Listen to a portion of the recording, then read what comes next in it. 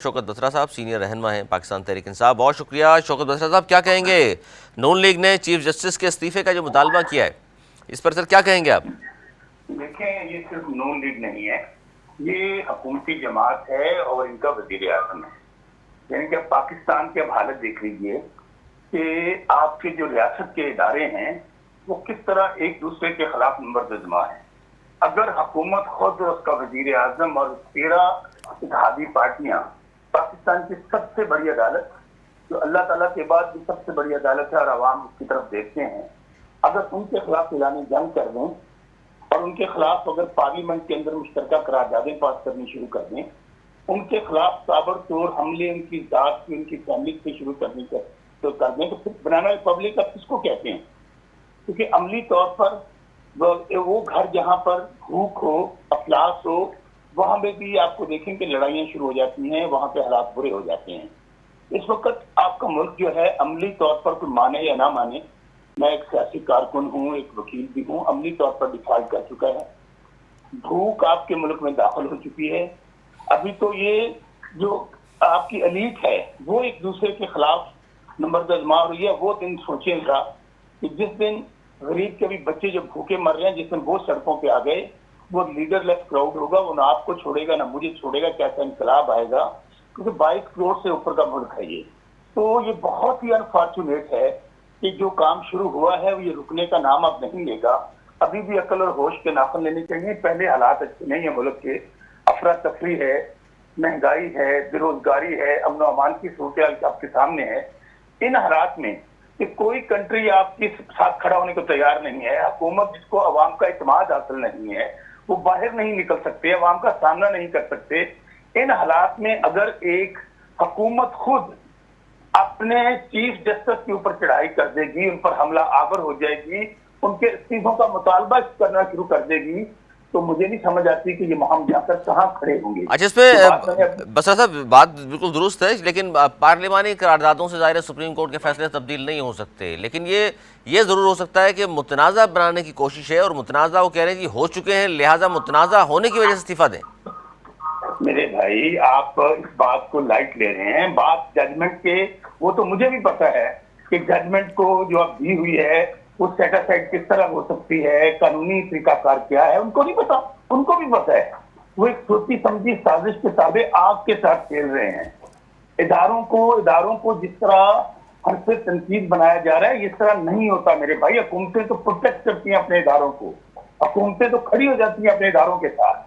तो ये जो बात आप कह रहे हैं, ये तो बात क्लैरिटी के साथ है कि वो एक, अगर उनको ये जजमेंट पसंद नहीं है, वो ये समझते हैं कि उसमें कोई कानूनी हुक्म रह गया है, उनके खिलाफ आई है, वो नहीं मानते, उसका तरीकाकार है, वो जाए कोर्ट के अंदर, उसकी रिव्यू अपील फाइल करें, वो जो भी फैसला करेगी उसको मानना होगा। हमारे खिलाफ भी बहुत सारे फैसले आए, लेकिन हमने ये नहीं कर दिया कि हमने लाना जान कर दिया, हमने तनकीद भी की होगी, लेकिन अल्टीमेटली आपको कोर्ट के फैसलों को तस्लीम करना पड़ेगा, चाहे कुछ भी हो। ये बात तो बिल्कुल दुरुस्त है, लेकिन ये एक जो खासतौर पर सुप्रीम कोर्ट ऑफ पाकिस्तान वाहिद इदारा है जिसके बारे में अगर उनको भी आपने मुतनाज़ा बना दिया तो फिर क्या रह जाएगा? आप खुद कह रहे हैं आप शौकत बसरा साहब के हुकूमत के साथ इदारे तो खड़े होते हैं और इदारों को हुकूमत के साथ खड़ा होना चाहिए। तो इस वक्त चले, ये तो है ना कम अज़ कम न्यूट्रल तो जो है इस वक्त गवर्नमेंट के साथ होना चाहिए उनको, ये समझते हैं आप? देखिए, मैं फिर कहता हूँ कि फौज सबसर्विएंट इदारा है आपकी, वो फौज पाकिस्तान, और हमें फख्र है कि वो पाकिस्तान नहीं बल्कि दुनिया की बेहतरीन फौज है। हमारी एजेंसी ISI जो है दुनिया की बेहतरीन एजेंसी है। लेकिन मैं फिर कह रहा हूँ, अगर ये इब्तदा है, माजी में आपने देखा नहीं है किस तरह हमने इवन इस इदारे जिसकी आप बात कर रहे हैं उनके साथ क्या किया हम लोगों ने, उनके जो थे अपना चीफ ऑफ आर्मी स्टाफ, उनके साथ क्या क्या नहीं हुआ। मुशर्रफ वाला इशू देख लें। तो अभी तो एक हमारे पास अभी भी वक्त है कि हम आइन के ताबे, जिस तरह एक सबसे बड़ी बात तो यह है कि आपका आइन जो है वो अब इंटैक्ट नहीं रहा। वो आइन जो आपको पूरे पाकिस्तान को इकट्ठा रखने की जमानत है, वो आइन टूट चुका है। उसको तो सहारा दिया हुआ है सुप्रीम कोर्ट ने अपने एक जजमेंट से। अदरवाइज 90 डेज के बाद इलेक्शन नहीं हुए आपके मुल्क के अंदर। आइन तो अमली तौर पर टूट चुका है। तो यही वजह है कि जब आइन नहीं रहेगा, किसी इदारे को ये नहीं पता होगा मेरी हदूद-ओ-हुदूद क्या है, तो हर इदारा दूसरे इदारे को बुलडोज करने की बात करेगा। हर ताकतवर, पहले भी पाकिस्तान में आप देख लें, पाकिस्तान की बदकिस्मती है, ताकतवर के लिए, पैसे वाले के लिए, ओहदे वाले के लिए ना कोई कानून है, ना आइन है, ना अदालतें हैं। अभी वो ताकतवर जिनको इस आइन थोड़ा बहुत उनको संभाले हुए है, उनको बताए हुए है कि ये आपकी लिमिट्स हैं, ये आपने करना है, उसके बाद तो फिर अभी आप देखते जाइए, ये इब्तिदा है, वो कहते हैं ना अभी तो इब्तिदा है, आगे देखें क्या क्या आगे देखिए होता है क्या इसमें बसरा साहब। लेकिन एक बात तो, इस बात को तो आप तस्लीम करेंगे कि चाहे आपकी पार्टी हो या पीडीएम में शामिल 12-13 जमातें हों, अगर वो इदारों के खिलाफ या अदलिया के खिलाफ सोशल मीडिया पर मुहिम चलाती हैं तो उसको तो कंडेम करना चाहिए सबको। सिर्फ कंडेम नहीं करना चाहिए, हमें अपनी सफों के अंदर ऐसे लोग जो एक सोची समझी साजिश के ताबे वो कैंपेन लॉन्च करते हैं हमारे इदारों के खिलाफ, और हमारी अफवाज पाकिस्तान है, अदलिया है, इवन पॉलिटिकल लीडर्स हैं, मैं ये भी समझता हूँ कि आपकी वहां पे भी आपकी लिमिट्स हैं कि आपने अगर किसी को क्रिटिसिज्म करना है, किसी के खिलाफ तनकीद करनी है, तो उसका भी तरीकाकार मौजूद है। लेकिन जो लोग इस वक्त मैं समझता हूँ कि अपनी लिमिट से बाहर निकलकर रेड लाइन को क्रॉस करके हमारे इदारों पे तनकीद कर रहे हैं, इसमें बिल्कुल उनको स्टेयर नहीं करना चाहिए, उनके खिलाफ कानून हरकत में आना चाहिए और कार्रवाई होनी चाहिए। जी बहुत सी बात है अगर उनके खिलाफ कार्रवाई होती है। अच्छा, अब तो ये कल मुशाहिद सैयद साहब ने भी कहा जी मुज़ाकरात होने चाहिए, पीपल्स पार्टी ने भी कहा जी आखिर हल तो मुज़ाकरात ही हैं, और पीपल्स पार्टी ने ये भी कहा है कि जी अब जो हालात हैं इसमें तो पूरे पाकिस्तान में एक ही बार इलेक्शन होने चाहिए।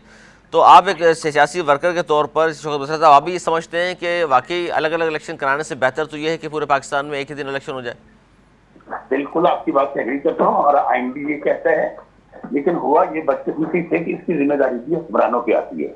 जब आपने देखा कि हमने असेंबली तोड़ दी है, अगर आप उस वक्त सबसे बड़ा आपका इशू ये है कि अदम इत्मीनान है मौजूदा हुकूमत से, आप ये देखें कि आपकी एसी से भाव आपकी काबीना है, आप कह रहे हैं हमारे पास जहर खाने के लिए पैसे नहीं है, पैसे आप उड़ा रहे हैं अपने अयाशियों के अंदर। उसका तरीकाकार ये है कि अगर आप समझते हैं तो आए फेयर एंड फ्री इलेक्शन करवाएं। जमहूरी जमातें जो हैं, जो आवाम का सामना करती हैं, हम कहते हैं democracy of the people, by the people, for the people, तो आवाम से नहीं भागती हैं। आप फेयर एंड फ्री इलेक्शन करवाएं, आवाम को मौका दें। वो कह रहे हैं जी पैसा नहीं है बसरा साहब, वो कहते हैं पैसा नहीं है, सिक्योरिटी सूरत हाल भी सामने है आपके, कैसे करा दें? क्या बड़ा, इससे बड़ा लतीफा अभी आपने अपने प्रोग्राम में जो सुना दिया है, इससे बड़ा लतीफा नहीं है यार ये। यानी आपके पास, मैं पहले कह चुका हूं, अपनी अयाशियों के लिए, अपने टूर्स के लिए, आपके लोगों को फिक्सअप करने के लिए, आंसू गैस मारने के लिए, टीयर गैस मारने के लिए, गोले बरसाने के लिए आपके पास पैसे हैं। आपके पास पैसे नहीं है तो वो इलेक्शन जो आपकी जिम्मेदारी में आता है, जो आपका काम है, वो नहीं आप करवा सकते। अच्छा, IMF के पास गए हुए हैं, पांव पड़े हुए हैं, पैसे दे दें। अभी मैं सुन रहा था कि सऊदी अरेबिया ने इतने दे दिए, इस्लाम मुल्क ने इतने दे दिए, अभी भी पैसे नहीं है। उसका मतलब है तो ये तो अक्टूबर में भी कहते हैं कि हमारे पास पैसे नहीं है। अच्छा नहीं सर, ये जुमला भी देखें, इस जुमले को भी आज तस्दीक की है इसहाक डार साहब ने। वो कह रहे हैं जी पाकिस्तान IMF का मेंबर है, भिखारी नहीं है। बार बार ये मत कहे कोई कि हम भिखारी हैं। यार सुन लो, ये हम थोड़ी कहा है, उनका वजीर आजम कहता है, अपने वजीर आजम से सवाल करें, हमने तो नहीं कहा। वजीर आजम कहता है कि बेगर्स आर नॉट चूजर्स, वो कहते हैं कि हम लोगों से मांगते हैं, हम उनसे कर्जे लेते हैं, हम भिखारी हैं, वो कहते हैं, मैंने तो नहीं कहा। और दूसरी बात फिर मैं कह रहा हूं कि अगर ये आज इलेक्शन नहीं करवाएंगे, उसकी वजह यह है कि बड़ी ये तल्ख हकीकत है कि आप जब आवाम के मैंडेट को तस्लीम नहीं करते, आवाम को तस्लीम नहीं करते, तो बांग्लादेश वाला मॉडल आपके सामने है। और अल्लाह ना करे हालात उस तरफ जाएं, आप हुकूमतें आती रहती हैं, कभी किसी पार्टी की हुकूमत, कभी किसी पार्टी की हुकूमत। आप देख लें कि तहरीक इंसाफ खुद भी अनपॉपुलर हो गए थे। मैं ये हकीकत है कि जब लास्ट में अगर ये हुकूमत हमारी चेंज ना करते और ये लोगों के ऊपर जो इन्होंने महंगाई का तूफान बर्पा कर दिया है, अवाम पे ये खुद को हमला कर दिया इन्होंने बेरोजगारी का और महंगाई का, तो हालात हमारे पे अच्छे नहीं थे। ये बड़ी बात है सर, आप ये तस्लीम कर रहे हैं इस बात को। जिस वक्त आप लोगों ने असम्बली तोड़ी और इमरान खान साहब गए थे, तो उस वक्त इलेक्शन करा दिए जाते तो शायद बेहतर पोजीशन में होती आज की हुकूमत। देखिए, मैं आपको वो बात कर रहा हूँ कि जब इन्होंने एक रजीम चेंज के जरिए, धन धौंस धांधली के जरिए, पैसे के जरिए, ताकत के जरिए इमरान खान साहब को हुकूमत से निकाला, और उसकी सबसे बड़ी वजह क्या बताते थे? आपको याद है कि एक कंटेनर चला था कराची से कि महंगाई महंगाई मार्च, महंगाई मार्च। महंगाई मार्च, ठीक है। और वो चला और वो क्रॉस करता हुआ सारी हद इस्लामाबाद को पहुंचा। इधर से भी मार्च गए, मियां साहब का अलग, उधर से फजल रहमान साहब ने चढ़ाई की कि इमरान खान वाहिद मसला है जो मुल्क का बेड़ागर्क कर रहे हैं। इनकी हुकूमत ने अवाम को बड़ा परेशान कर दिया है, इसलिए इनका हुकूमत में रहना पाकिस्तान के लिए अच्छा नहीं। हम आएंगे, हम महंगाई खत्म कर देंगे, हम पेट्रोल डीजल चीनी आटा घी हर चीज सस्ती कर देंगे। तो मेरे भाई हम तो अच्छे नहीं थे, हम तो, मैं फिर कह रहा हूँ, थोड़ा सा मुश्किल में थे। ये नहीं कि हमने दूध और शहद की नहरें बहा दी थी, लेकिन आज अगर आप कंपैरिजन करें, वो जो महंगाई मार्च वाले ये बात दुरुस्त है आपकी। ਜਿਹੜੇ महंगाई खत्म करना आए सन, उन्होंने ते आज गरीब ही मार देता है।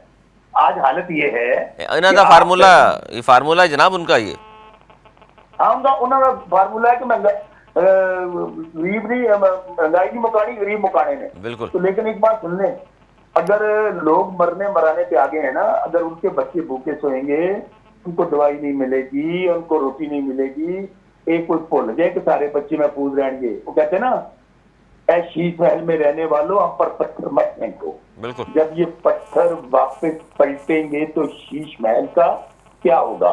गरीब भी हा जड़ी है ना, वो अशला देंदी है।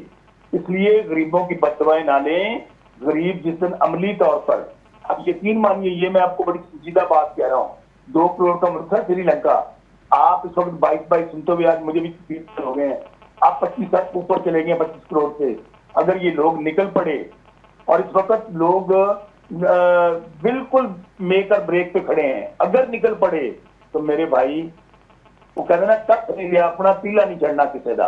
तो फिर भूल गया हुकूमतें, फिर आप, यानी आप ये कह रहे हैं बसरा साहब के खानन जंगी का खतरा नजर आ रहा है आपको? देखिए मैं ये जो समझता हूँ, मैं और मेरे भाई ने यही रहना है। जिनके पास जहाज हैं, जिनकी जायदादें बाहर है, जिनकी माल औलाद सब कुछ बाहर है, उन्होंने पतली गली से निकल जाना है, जहाज स्टार्ट करना है, सवारियां बैठानी है। बाकी पहले ऑलरेडी वो कुछ यहाँ पे नहीं है, जो कुछ यहाँ पे होगा वो मालिक गनीमत समझ के लोग लूट लेंगे। वो है थोड़ा बहुत होगा आटे में नमक के बराबर। तो खाना जंगी तो आपके सर पे खड़ी है, ये कोई मैं सियासी डायलॉग नहीं मार रहा। आज फिर मैं कह रहा हूँ कि आप किसी चले जाए ना, मेरे घर के साथ ना एक पीपल्स कॉलोनी है, मेरे बाप की जद्दी पिछली जायदाद थी, हमने 4-5 कनाल में वहां घर बनाया हुआ है। मैं अपने हारूनाबाद की बात करता हूँ, मेरे साथ पीपल्स कॉलोनी है, वहां पर 2-2 मरले के अंदर 10-10, 12-12 लोग रह रहे हैं। उनका 1 या 2 कमाई करने वाले जाते हैं। शाम को अगर उन्होंने दिहाड़ी मिल जाए तो ठीक, नहीं मिली तो मेरे भाई वो बच्चे रात को भूखे सोते हैं। वो ये कब तक वो बर्दाश्त करेंगे? नाइंसाफी हुकूमत जो होती है वो लोगों को शेल्टर फराहम करती है। रियासत मदीना से हम जो बात करते हैं, हुकूमत का अवलिन फर्ज जो है लोगों के जानो माल पर तहफ़्फ़ुज़ है, लोगों को रोजगार फराहम करना है। फलाही रियासत इसी को कहते हैं। मैं फिर कहता हूँ, हमारे सारे कवानीन, वैसे अली का कौल है कि कुफर की हुकूमत तो कायम रह सकती है। आप देख रही हुई है कुफर की हुकूमत आपके तमाम, लेकिन जुल्म की हुकूमत नहीं। अच्छा बसरा साहब, ये बड़ी अहम बात है जो आप कर रहे हैं। और दूसरी बात ये भी है कि मरियम बीवी का तो जाहिर है स्टैंड बिल्कुल अलग है। वो कह रही है देखिए, जब तक तराजू के दोनों पलड़े बराबर नहीं होंगे, जब तक इंतखाबात हम नहीं कराने लगे। तो वो तराजू लगा दें यहाँ पे पंजाब असेंबली के सामने या नेशनल असेंबली के सामने, उसके तराजू सीधे कर लें। तराजू तो लगा हुआ अच्छा, के ऊपर वहां चले जाएं, नहीं दुरुस्त है नहीं, लेकिन उनका इशारा ये है कि मियां साहब नाअहल हुए हैं तो खान साहब भी हो जाएं तो फिर बराबर हो गए पलड़े, उसके बाद इंतखाबात। ऐसे करें ना, ऐसे करें, कल सुबह 9 बजे अदालत लगा दे डी चौक में, ये 13 जमातें वहां पे ऑर्डर करके कहें कि इमरान खान का केस हमने टेकअप कर लिया, इमरान खान नाअहल हो गया, इमरान खान को गिरफ्तार कर लिया, हम इनको अंदर डालने का हुक्म देते हैं। पहले काफी लोग हमारे पकड़े हुए हैं, तो तराजू बराबर हो जाएंगे, आ जाए फिर इलेक्शन में। वो कहते हैं जी तोशाखाना, फॉरेन फंडिंग और टेहरियान का जो केस है, इसका फैसले क्यों जल्दी नहीं हो रहे? मेरे भाई मैं तो फिर कह रहा हूँ ना, इसीलिए तो चीफ जस्टिस ने खुद को हमला किया है। ये समझते हैं कि वो तराजू के इनकी डायरेक्शन को अमल नहीं कर रहे, वो तराजू के पलड़े दोनों बराबर नहीं कर रहे। तो जाए ना, कल चीफ जस्टिस साहब को 97 में इन्होंने निकाले थे ना सारी जुडिशरी को, वहां जाके बैठ जाए, छोड़े इसको पार्लियामेंट को, वहां जाके कोई बन जाए। बाकी 14 जो है जजेस बन जाए, जो जजेस इनकी बात माने उनको रहने दे, तो वहां बैठ के ऑर्डर करके सारे फैसले करें, और उसके मंशा फैसले लेने के बाद तराजू बराबर हो जाएगा, नहीं तो ये बाकी भी बराबर हो जाएगा। बस साहब जाते जाते आखिरी सवाल कि ये सियासतदानों की नाकामी नहीं है कि तमाम मसाइल लेकर के हम पहुंच गए अदालतों में और तमाम आपस में बैठ के हम बात करने को भी तैयार नहीं। बिल्कुल आपकी बात से 100% विश्वास करता हूँ। सियासतदानों का बहुत बड़ा फेलियर है ये, और ये फेलियर आपकी नाकाम रियासत में फेलियर हो रहा है। क्योंकि मैं फिर कहता हूँ कि अगर हम अपने मसाइल हल नहीं करेंगे तो हमारे मसाइल कोई और हल करेगा। जब हम वो लोग जो फैसले करने की पोजीशन में उधर जोड़ के नहीं बैठेंगे तो फिर ऐसे मुल्कों के अंदर फिर वो बाहर से भी इंटरफेरेंस होती है और अंदर से भी स्टोरी होती है, अंदर से भी खाना जगी होती है। इसलिए अजय पंजाबी के अंदर ने दुल्ले देरा रस्तों की नहीं जुड़िया, अभी भी बैठ जाए, सारे सियासतदान साथ जोड़ के बैठे। मैं समझता हूँ कि इसमें अफवाज पाकिस्तान, अदलिया, तमाम स्टेक होल्डर बैठे। हमें जो हमारा आइन है उसके ऊपर डिस्कस करके हमें रास्ता निकालना चाहिए। बहुत अच्छी बात की, बहुत शुक्रिया शौकत बसर साहब।